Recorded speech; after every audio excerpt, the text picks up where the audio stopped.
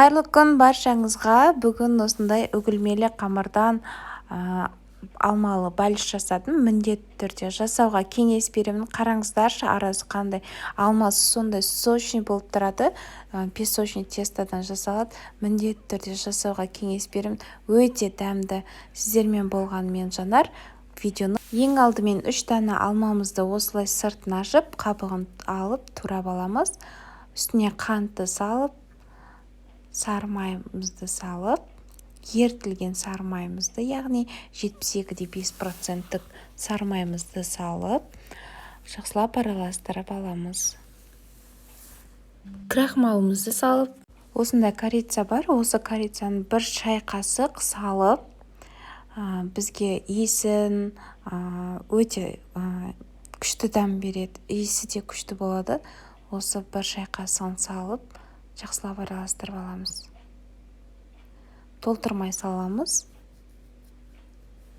Жақсылап араластырып аламыз. Барлық жеріне осы корицамыз араласуы қажет.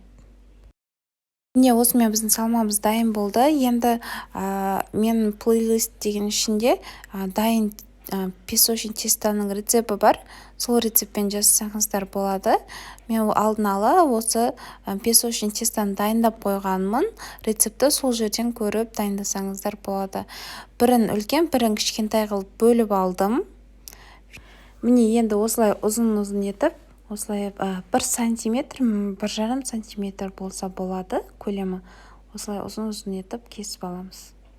Енді кезекте табамызға 22-23 сантиметр диаметрлік осындай ыдыста менде фольгамызды салып, осылай астына дайындап аламыз. Видеода көріп тұрғандарыңыздай табамызға сәл ғана шығып тұру қажет жоғары қарай. Міне осылай жайып аламыз. Енді салмамызды салып,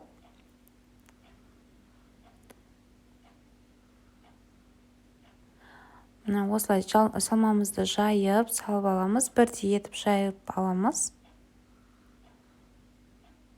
Жаңағы кесілген қамырымызды бетіне қойып шығамыз. Видеодағыдай көріп тұрғандарыңыздай қамырға бір-біріне жабысуы қажет. Екі шетіне осылай жабыстырып шықтым. Артық бөлігін алып тастаймыз. Видеода көріп тұрғандарыңыздай үсті-үстіне қатарынан қойып шығып, сосын үсті-үстіне қойып шығамыз. Міне қамырымызды осылай қойып шықтық. Енді сары жұмыртқаның сарысымен осылай бетіне қамырдың барлық жеріне тигізіп жағып шығамыз. Енді осы пирогымызды қызып тұрған 180 градуста пешімізде 40-30 минуттай пешіңізге қарай пісіріп аламыз. Міне біздің пирогымыз дайын болды. Әлі ыстық болып тұр. Әлі астында фольгасын алмадым. Ыстық кезінде қант ұнтағын себеміз. Суыған кезінде қант ұнтағы бір-біріне жабыспай қалуы мүмкін, үгітіліп түсіп қалуы мүмкін. Ыстық кезінде себетін болсаңыз, бетінде қалып қояды. Сондықтан қазір қант ұнтағын бетіне екі шет жағына әсемдеу үшін себіп шығамыз. Міне осылай өте иісі деген үйдің бәрін алып кетті. Осылай қып-қызыл қылып пісіріп аламыз. Өте дәмді болып шығады. Міндетті түрде жасауға кеңес беремін. Қазір арасын кесіп көрсететін боламын. Ал бисмилля деп кесейік. Өте жұмсақ болып тұр. Видеода көрініп тұрған шығар.